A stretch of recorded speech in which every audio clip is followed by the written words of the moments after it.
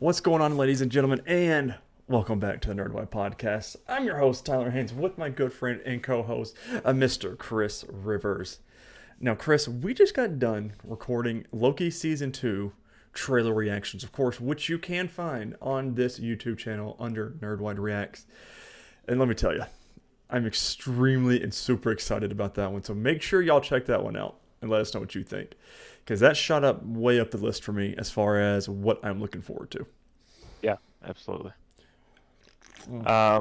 It looks like we're gonna have a couple of new guest stars. Mm-hmm.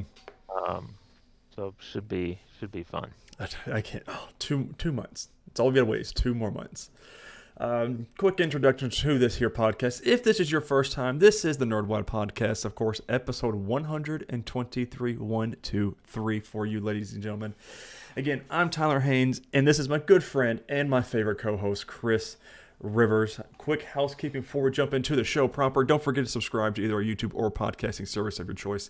If you enjoy the show, make sure you leave us a thumbs up on YouTube or give us a great rating on whatever podcasting service you use. Usually 5 stars. We greatly appreciate that.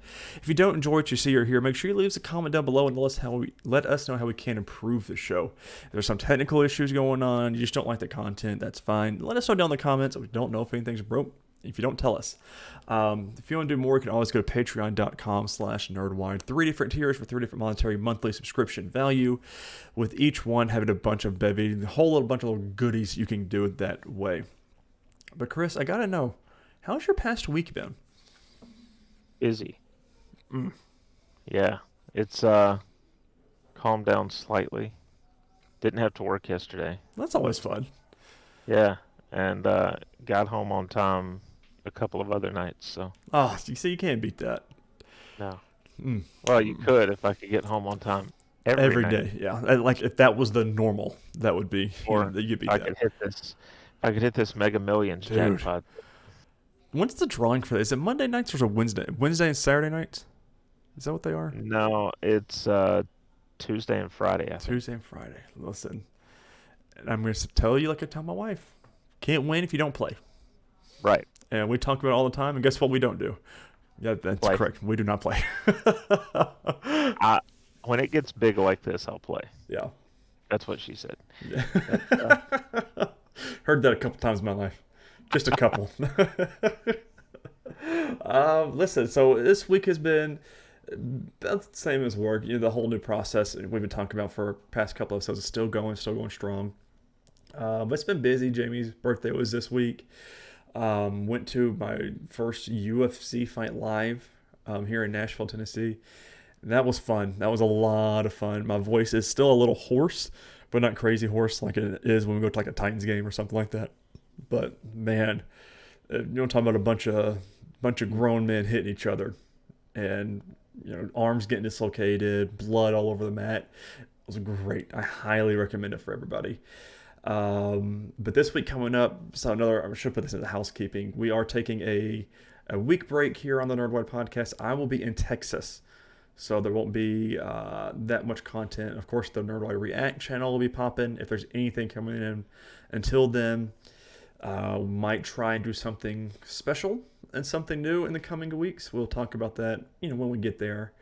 But until then, this is the best spot for all of your Nerdwide podcasting content.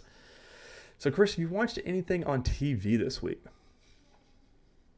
No, not really. It's been a quiet week TV wise. I wish I could say the same. I will say this. I did notice something. I caught a couple of Blue Bloods reruns.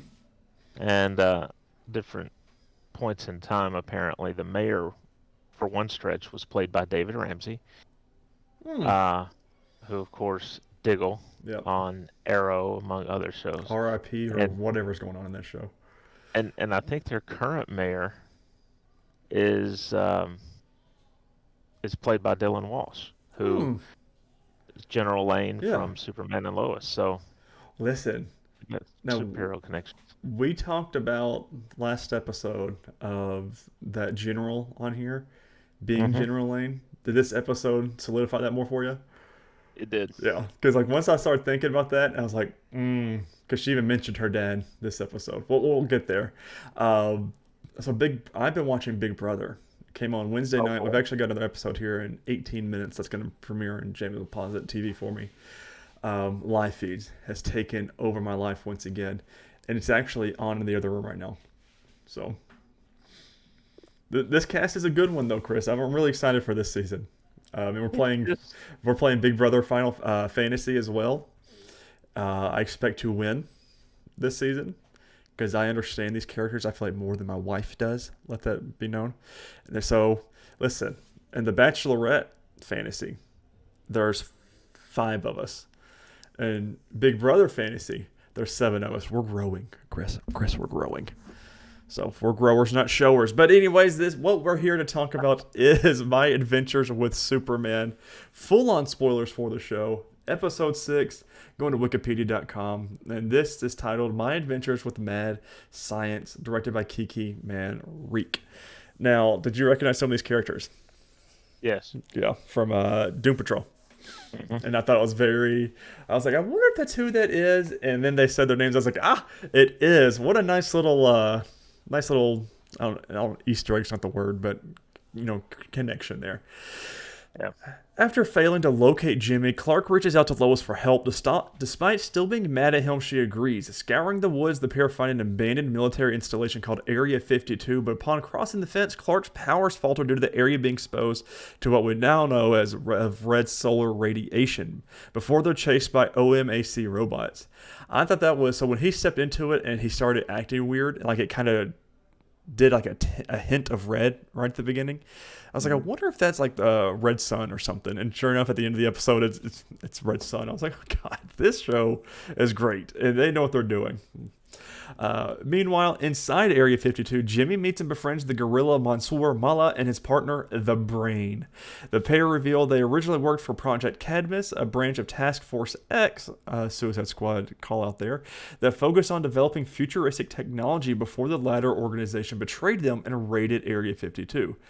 Ever since, the Brain and Mala have been attempting to create a wormhole to access other dimensions where they'll be accepted for who they are. Eventually breaching Area 52, Clark and Lois reconcile with each other, and Jimmy, who reveals he knew of Clark's secret identity before joining the Brain and Mala and defeating the Omax. Successfully opening their wormhole, the Brain warns Clark that Task Force X is after him before leaving with Mala. Concurrently, the General recruits Ivo to help him use Cadmus's technology to kill Superman. Now, great episode. And I'm so glad that we're not drawing out all of his friends knowing that he's Superman. Right. Lois, they did for 2 episodes, episode and a half, kind of, sort of. But Jimmy was like, oh yeah, I knew ever since, he came out as Superman. Because he said, I knew since the day in dorm at college when you broke the handle off the door. And he said the screws just came loose. He said, screws aren't going to break the doorknob in half, Clark. I laughed so hard at that. It's like, yep, that's great. Yeah. And then let's see, what else did I love? Of course, we already talked about the General Lane. I'm pretty sure it's General Lane because Lois is like, my dad used to do stuff like this all the time because she was tracking Jimmy through the forest. And he said, she taught me how to track, how to survive, and things like that. I'm like, we're getting a little almost on the nose. That's who this is. But then they talk about Task Force X, which I was like, yes, I am all in on this. And then we've got the return of Ivo back into the ranks here. So Yeah. it's gonna be, this show is great, and I'm loving the animation on it, and the storyline is just chef's kiss. We don't have many more episodes, do we? So we've got, I don't know at 0 Day if it's like a part 1, part 2. Yeah, so technically 4 episodes. Okay. With the last one being called Hearts of the Fathers. So which makes me think that it's General Lane and something to do with Clark's dads. But the next one's called Kiss Kiss Fall in Portal. Kinda, maybe Lois and Clark actually get together now. Who knows? But I think it was kind of cool to see Project Cadmus get a mention, and then Monsieur Mala and the Brain being in here. Just because, Doom Patrol, and we'll never know when we're going to see them again. But we're supposed to at some point, James Gunn says. But Right. really enjoying this one. Good episode. Yes. And listen, for TV and film, we're not going to have a whole lot of news. I mean, because of the strike and everything that's going on, I know like we can report movie like income stuff like that. I know Barbie just crossed $1 billion worldwide, which is nuts because they were expecting it to cross 200 to 300 million and it hit $1 billion. So I'm like, and my oldest daughter and my mother-in-law watched it. And they both said it wasn't good. 2 different viewings. So I'm like, okay. So I don't know what, but I mean, and you have the trend of people going to see it and Oppenheimer on the same day. I was wanting to go yesterday to see Oppenheimer, and I was like, I just couldn't. Yeah, couldn't get the energy for it. Man, I slept for over 12 hours yesterday. Dude, good for you. I bet that felt great too. It did. Do we want to do Hero and Douche Canoe for this one still? I mean, is there? I mean, would you really call Monsieur Mala and the Brain heroes? Because they were doing some kind of crazy stuff at first, but yeah, but then they helped when and then you could say the Douche Canoe is OMAC and Task Force X, I guess. You could. I think you could also say that Jimmy was a little bit of a douche canoe here because pouting and everything. It's like, dude, the types of things that your friends are investigating. Right. When you know what Clark's going through, we find out too. I mean, that's a good point because we know what Clark is going through with all this, and he's still like, no, let's go find Bigfoot. Like, right. So yeah, I'm okay with Jimmy being douche canoe, and then having Wansier Mwala and the Brain, which I don't think we'll ever see them again. Wherever they went to, but cool. I like how they're putting like comic characters into this show. That's like from a DC as a whole, not just DCU or DCEU or anything like that. It's kind of cool. Right. I don't have any releases for the next 2 weeks, TV wise. Which again, it's the summertime, and I'm very curious to see what our fall lineup's going to look like for a lot of our shows. Yeah, but yeah, which they can't promote Loki season 2 either. It's weird. I don't like that. Well, yeah, they can't. Dude, we're gonna they had a meeting on Friday. All the agencies did again, and didn't come to a conclusion. So keep on keeping on. I mean, at this point, the studios and networks just have to give them what. Yeah. Not exactly what they want. But they could give them something close. Right. Meet in the middle somewhere. Yeah. Ugh. Just pay your people. That's all it is. Just pay them what they're due. Like, the rich don't need to be getting richer. That's another podcast discussion. The rich would disagree. Correct. All right, so we're on to movies, huh? Yes, sir. So, Tyler, what have you watched this week? Let me tell you. You watched Barbie? No. We went and watched Teenage Mutant Ninja Turtles Mutant Mayhem today. We actually watched it. Dude, it was a pretty good movie. Only an hour and a half, hour 25 minutes. It was my youngest daughter Stella's first movie theater experience. So we did the whole thing at the little popcorn kit with. She got to pick her turtle that goes on top of the cups because we got a Black Widow, I think, or in a Groot around here somewhere. And it was a pretty decent movie. I would give it a 3.5, almost 4 stars on Letterboxd. Yeah, it was already setting up a second one. Ice Cube, for me, stole the show, and then the actors that played the Turtles, of course, always did great. But Ice Cube, phenomenal job as the villain in this one.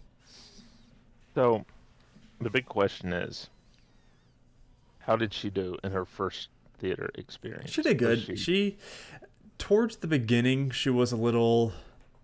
Not antsy's not the word, but kind of get a little bored. But then, once the action kind of started and the turtles were on screen more, because then the backstory of the whole kind of world and city, and then because at one point she leaned over to Jamie and said, "Where are the turtles?" And then they came on screen and she was fine after that. But she kept doing that thing where she would look up because I got seats all the way at the back, and she kept Right. looking up, looking at the projector, and then looking at the screen. It just blew her mind. She's like, it's such a big TV, Daddy. I was like, yeah, yes, it is. But she loves it, and we've got another movie going in our hands. I think probably the next one we'll see is Paw Patrol. I don't know if I will go to that one, Right. but it was fun. It was a good experience though. Cool. So, what about you, Chris? You watch anything? No, I just watched R2 and then The back of your eyelids for 12 hours. yeah, it was glorious. Uh, so yeah, our two movies that we are reviewing this week were Avengers: Age of Ultron and Ant-Man. So do what we normally do here. We're going to read the plot as written on Wikipedia, just because they get into more detail. Hmm. And then we're going to probably wrap this up because I don't think there's a whole lot going on Mm-mm. outside of the movie content. So here we go with Avengers: Age of Ultron. In the Eastern, something in my throat. Don't even think about Ultron. it.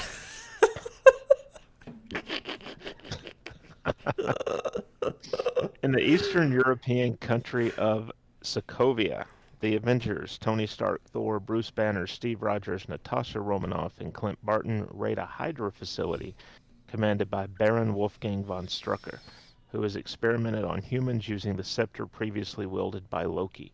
They meet two of Strucker's test Oh, subjects. we gotta back this up a little bit because Agents of Shield kicked off this movie. So That's true. it was one of the only ones that we got like a one for one kind of Agents of Shield episode ended, and then boom, Avengers: Age of Ultron started, and I think it's Mhm. actually probably the only movie we got that way. Like I know with Thor: Dark World, we got the aftermath in Agents of Shield, like them cleaning Yeah. up the university, but this is the first one that Coulson and the team gave the Avengers the intel of where to go, and Mhm. it's pretty cool. And I just wish they did that more. Yeah. They meet two of Strucker's test subjects, twins Pietro, who has superhuman speed, and Wanda Maximoff, who has telepathic and telekinetic abilities, and apprehends Strucker while Stark retrieves Loki's scepter. Stark and Banner discover an artificial intelligence within the scepter's gem and secretly decide to use it to complete Stark's Ultron global defense program.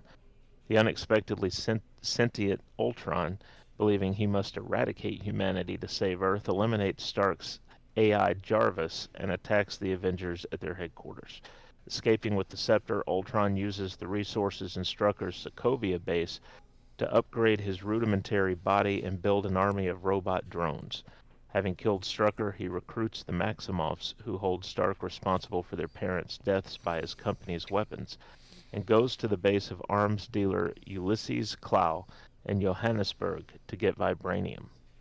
The Avengers attack Ultron and the Maximoffs, but Wanda subdues them with haunting visions, causing Banner to turn into the Hulk and rampage until Stark stops him with his anti-Hulk armor. So good, man. I love like this movie is a really good one for a lot of different reasons. Like, there's a lot of good comic lore and comics put into this one, and the whole Hulkbuster scene is so Uh-huh. good. When he's hitting him and he says, "Stay down, stay down, stay down, stay down, stay down," it's so good. I just gotta love it, man. It's there's a lot of good scenes in this one, and that's one of them. Yeah, yeah, definitely.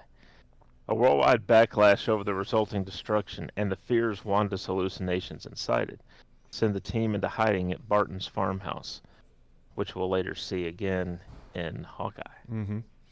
Which also, this is a scroll with Nick Fury there. Nick Yeah. Fury is a scroll. Thor departs to consult with Dr. Eric Selvig, who has his pants on this time, on Luckily. on the apocalyptic future he saw in his hallucination. While Nick Fury arrives and encourages the team to form a plan to stop Ultron. In Seoul, Ultron uses Loki's scepter to enslave the team's friend Helen Cho. They use her synthetic tissue technology, vibranium, and the scepter's gem to craft a new body. As Ultron uploads himself into the body, Wanda is able to read his mind. Discovering his plan for human extinction, the Maximoffs turn against Ultron.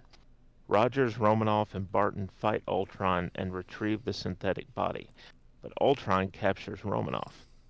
The Avengers fight among themselves when Stark and Banner secretly upload Jarvis, who's still working after hiding from Ultron inside the internet, into the synthetic body. Thor returns to help activate the body based on his vision that the gem on its brow is the Mind Stone, one of the 6 Infinity Stones, the most powerful objects in existence. This vision earns their trust by being worthy of lifting Thor's hammer, Mjolnir. Vision and the Maximoffs go with the Avengers to Sokovia, where Ultron has used the remaining vibranium to build a machine to lift a large part of the capital city skyward, intending to crash it into the ground to cause global extinction. Banner rescues Romanoff, who awakens the Hulk for the battle.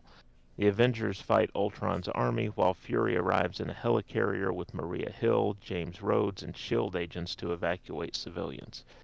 Pietro dies when he shields Barton from gunfire, and a vengeful Wanda abandons her post to destroy Ultron's primary body, which allows one of his drones to activate the machine. The city plummets, but Stark and Thor overload the machine and shatter the landmass. In the aftermath, the Hulk, unwilling to endanger Romanoff by being with her, departs in a Quinjet, while Vision confronts and destroys Ultron's last remaining body. Later, with the Avengers having established a new base run by Fury, Hill, Cho, and Selvig, Thor returns to Asgard to learn more about the forces he suspects have manipulated recent events. As Stark leaves and Barton retires, Rogers and Romanoff prepare to train new Avengers, Rhodes, Vision, Sam Wilson, and Wanda. In a mid-credits scene, Thanos dons a gauntlet and vows to retrieve the Infinity Stones himself. Mm-hmm. Dude, this was, like, everyone talks about the first Avengers a lot.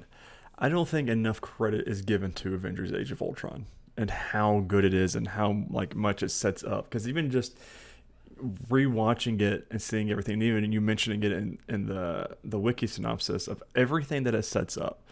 Like, this is the last time we see Hulk for several years. This is, Ulysses Claw was in this one. Didn't see him again until Black Panther. And of course, Vision lifting the hammer. We got the little tease at first of Captain America nudging the hammer, which of course makes a comeback in Endgame, one of the best movies ever made in entirety of existence. Man, it's just really good. I gave this a 4. I absolutely love this movie. I really do. We're at 3.5. But it's really good. I think especially this is the first time that we really get any of the Avengers on the timeline we're watching on. Right. Since Winter Soldier. Mm-hmm. And of course before that, Dark World. So we had the Guardians movies in between.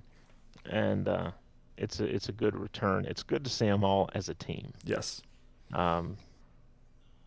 Those are almost, I'm not going to say they're the best movies, but they're some of the better ones. Right.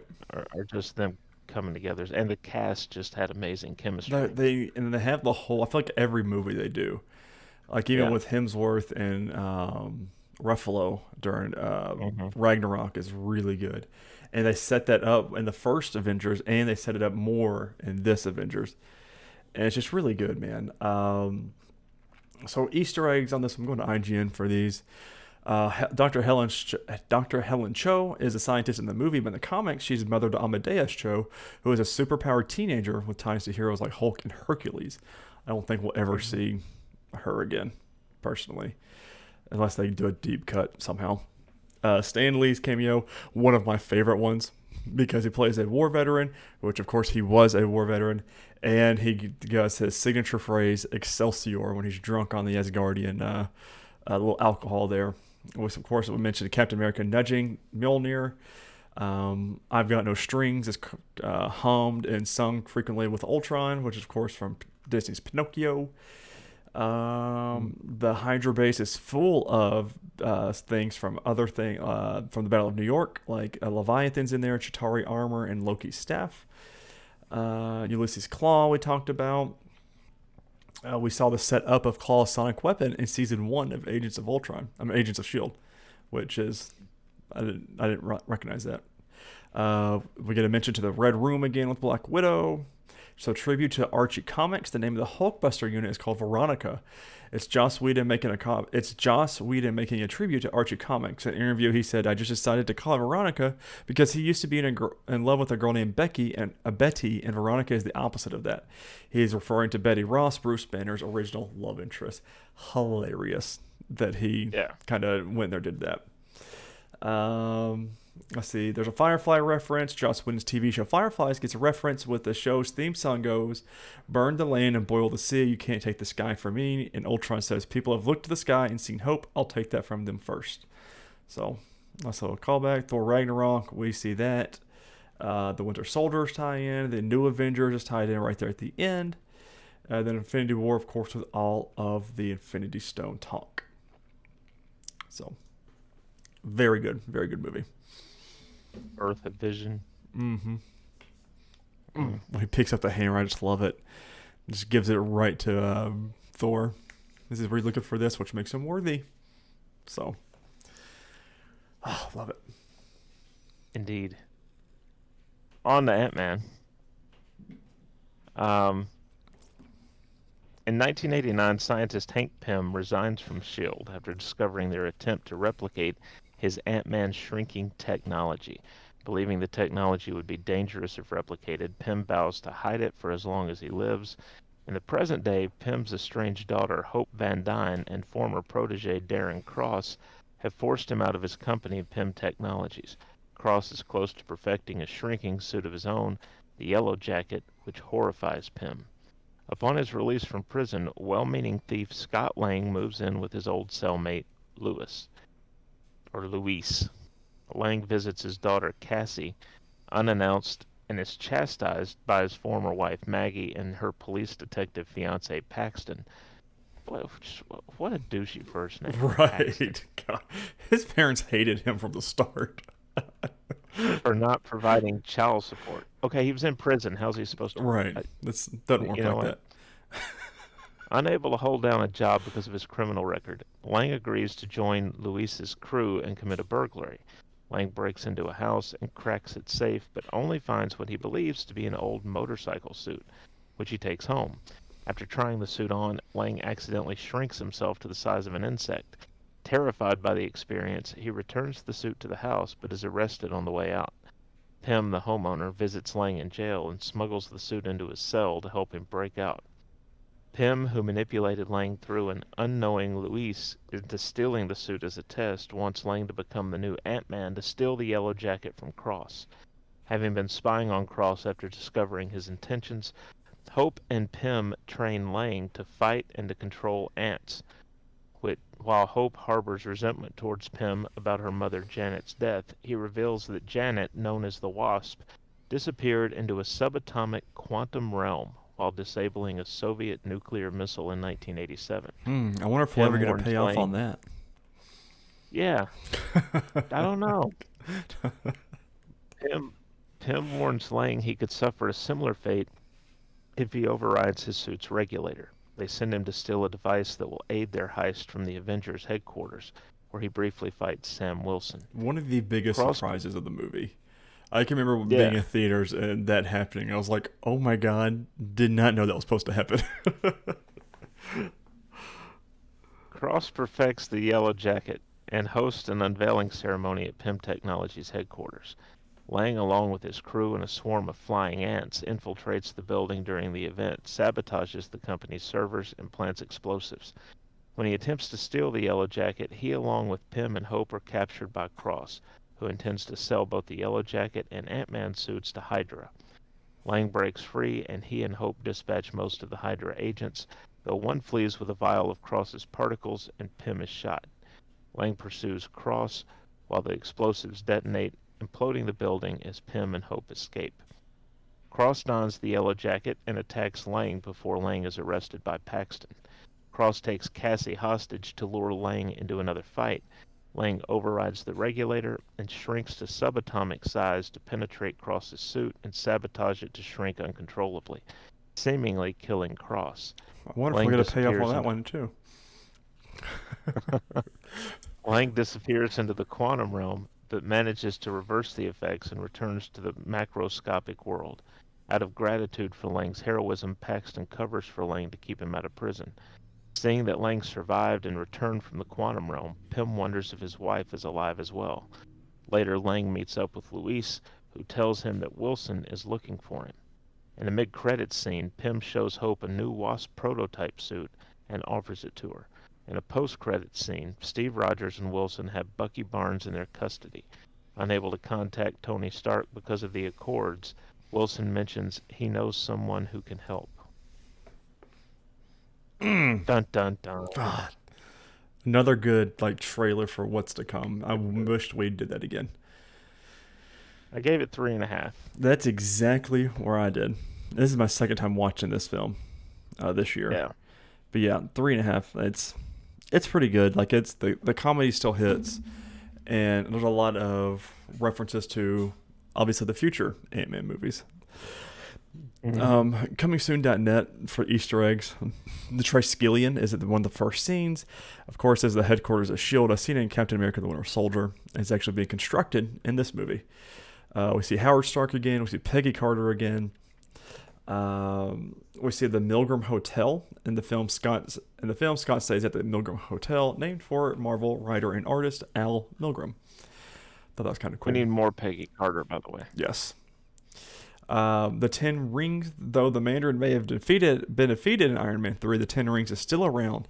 Barely visible, but still much there. The man standing behind Corey Stroll has the 10 Rings tattoo on his neck. You have to be eagle-eyed for that one. While trying to downplay the truth of Hank Pym's life as Ant-Man, Cross refers to the stories as Tales to Astonish, which of course is the name of the comic book where Ant-Man made his debut back in 1962.